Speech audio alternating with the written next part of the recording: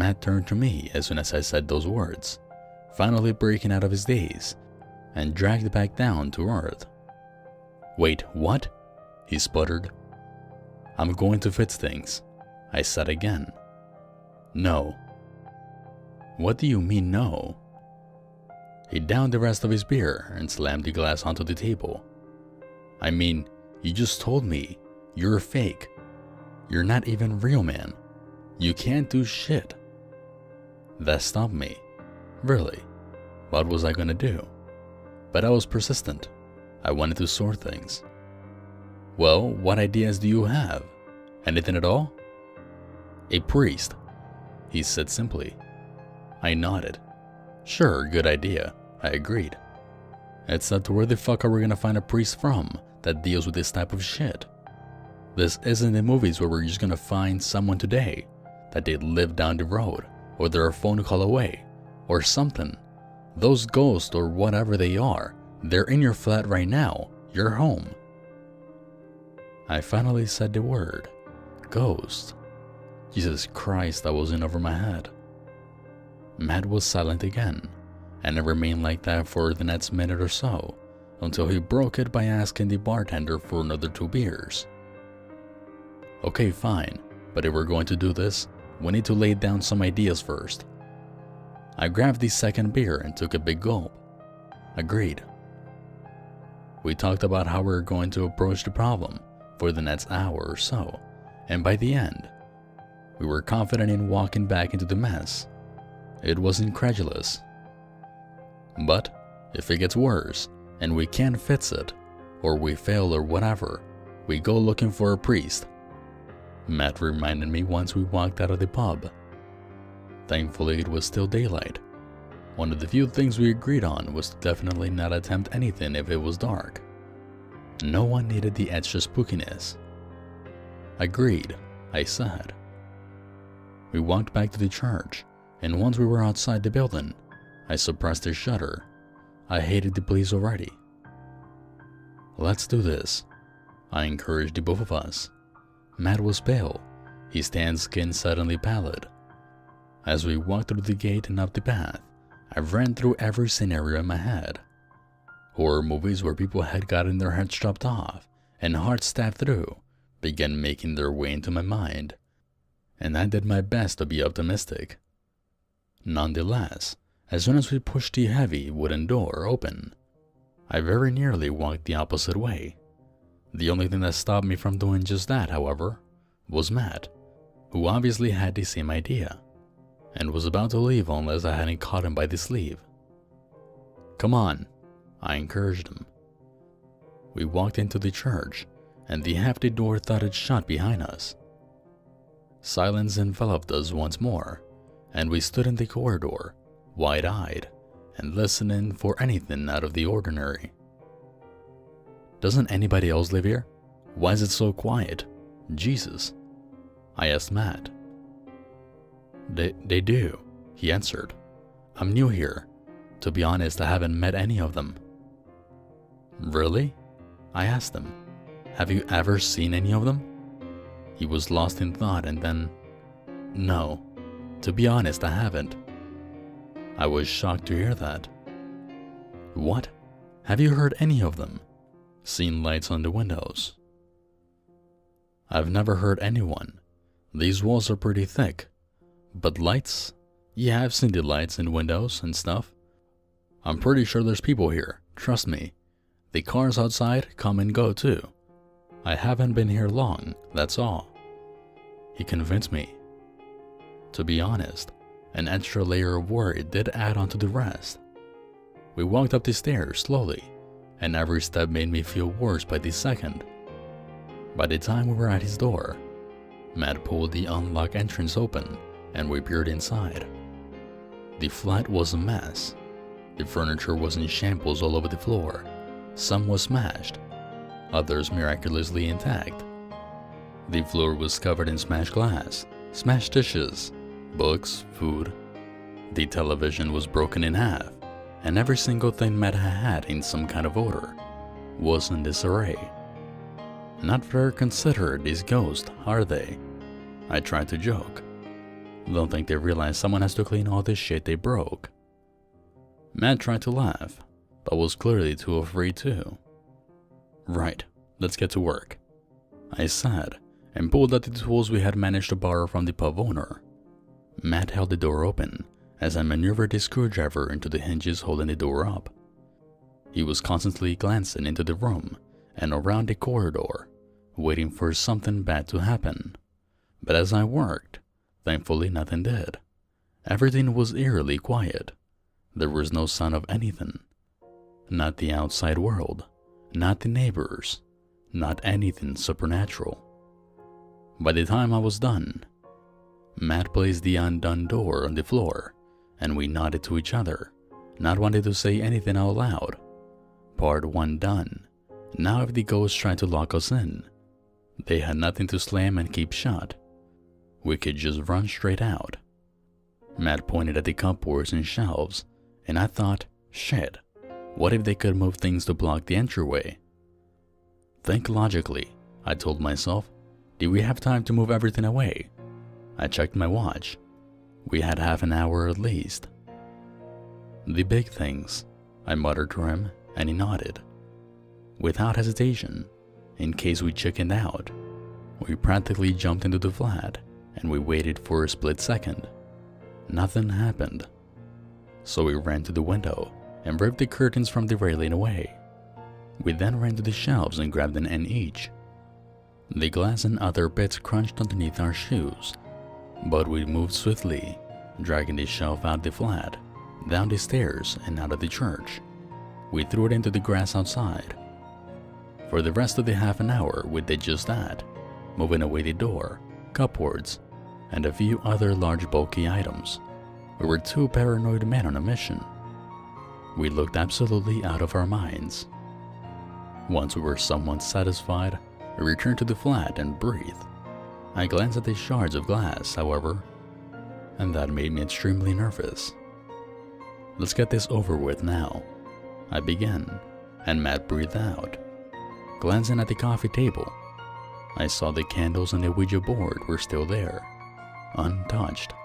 So we sat down and set everything up. The daylight streaming through made me feel marginally better, but once I began lighting the candles, the both of us were shaken. My hands trembled as I lit the matches and moved the planchette back onto the board. Once I was ready, I nodded at Matt, and he stared at me, wide-eyed. I cleared my throat. The Latin no longer rolled off my tongue. It stumbled and trembled and shook. I was nowhere near as confident as the first time I had visited the wretched place. As I was halfway, however, someone in the corner of the room laughed. I stopped. Matt and I stared at each other. The laugh was quiet, like a man was chuckling under his breath. The both of us glanced at the corner of the room, but there was nothing there, apart from an odd darkness. I swallowed and continued with the Latin. The invisible man continued to laugh. "What's he speaking Latin for?" someone suddenly asked. "What's he doing?" The voice was from someone different, definitely different. It was a woman, originating from the same corner. Matt stared at me. He seemed to have his breath held. I decided then and there that I had made a mistake. I was in over my head. Fuck. The only thing I could do, however, was continue with the Latin I was being mugged for. I opened my mouth to begin again, when someone from the bedroom, behind the closed door, slammed into it. Bang! It was like someone had smashed their fist against it. "Shut up!" the male voice screamed. "Shut up, shut up, shut up!" I didn't know what to do. The two voices in the corner laughed. Matt was still staring at me, but he unexpectedly grabbed the back of his neck. "Did you?" he started, whispering in fear. "What?" I asked him, under my breath. My mind had gone blank. The voices had gone, but my mind was still completely blank. I was just about to suggest Bolton when Matt dropped his arms and stared at the table. "My neck," he said, I thought I felt someone. He looked at me with wide eyes. Is there someone behind me? He hissed. I shut myself when he said that and looked up. There was no one there. Nothing. There is no one there, Matt, I told him. I thought I felt something, he said. It's like... He abruptly turned around to face his invisible enemy, yet there was still nothing. Matt, I started, but Matt suddenly slammed to the ground like he had been smacked across the face, hard. A few candles on the table toppled over and were extinguished as his legs jerked up. I just screamed. I watched Matt lie unconscious for what felt like a second, and then he sat back up and faced me, shaking his arms. I realized then I had been gripping the coffee table, knuckles stretched and white. It was fight or flight, but I had just frozen. I watched Matt. What the fuck was that? I asked him quietly. I was scared. My heart was thumping way out of control, and I felt like passing out. I watched him as he stared at the table. His body was too still, like he was a mannequin or an image that someone had pressed pause on. His eyes were unblinking. His chest had stopped moving. Matt? What? His arm lifted up and slammed itself onto one of the lit candles. The final lit candle, in fact, and it was snuffed out. My name is Lucy Millhouse, he said brusquely. So fast, in fact, the words were almost smashed into one another. It was hard for me to tell what he had said. My mind was still blank. What? Lucy, he said once more, slowly, deliberately. Millhouse. His voice was strained, as if he was forcing out the words. Lucy Millhouse, I repeated breathlessly. What the fuck? His body then trembled in a strange way, a seizure that lasted only a second, and it shook the table. He was slammed onto the floor again, and consequently shot right back up into his sitting position. I screamed. Matt, what the Lucy Millhouse!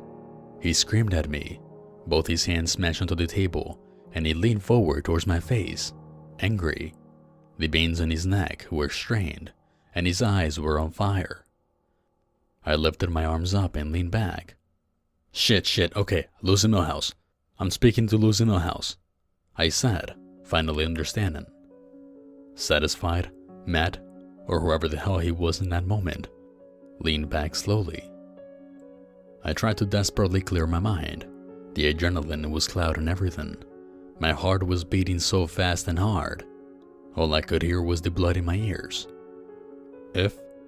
I tried to talk rationally, watching Matt as he sat opposite to me, uncomfortably so, like he was about to leap out of his own body. If you are Lucy Millhouse, then tell me the words that come after the ones I say, I forced out. Apple, I began. Tree, he said. Beauty. Queen. Yorkshire. Tea. Lonely. He grabbed the Ouija board in between us and flipped it, slamming the wood back onto the table so hard that it actually cracked the white's heart in half, straight down in the middle. Heart, he finally said. How did you make all the words come true? I asked him or her. I wanted to know. How can a ghost control the radio, or make my girlfriend say something, or even get the lightning to hit a tree? How did you do any of that? I had help, he said. You shouldn't have started this. But it was you who wrote the letter, I said to her. My brain was beginning to clear up. We only started all of this because of that letter. I didn't know, she said. I didn't know what is on the other side. I didn't know. I didn't quite comprehend the words. Before I could ask though, someone crashed into the bedroom door behind me. I glanced back and saw that someone on the other side was trying to kick it down. Let us in, Let us in! Bitch, let us in! There was someone hitting the walls. It was like a whole army was trying to get in, and they were all trapped in the bedroom. The floor was quaking. The shattered glass on the floor vibrated intensely. The voices, however, began screaming. Hundreds of men and women shrieking in frustration. I turned back to Matt, only to find his face centimeters away from mine. I screamed and leaned back. "What's going on?" I asked him, scared. Matt stood up jerkily, as if it was a puppet attached to string. His body forced up. His feet weren't even touching the ground properly as I looked at him. "There are things at work you do not know. They are all trying to pass through. This place is filled with the dead trying to pass through." "What?" I was stupefied. "I'm going to stop them," he said. "But I'm going to burn this place to the ground." "Don't you dare, don't you dare, don't you..." The screaming drowned out the man's threats. I did not know what was holding back those monsters, but I was astounded that the bedroom door had not been smashed down already. The screaming and the banging on walls, however, stopped sharply. There was silence once more, and Matt looked at me. I was still on the floor, trying to process everything. "Wait, what? Burn everything? But there are people here!"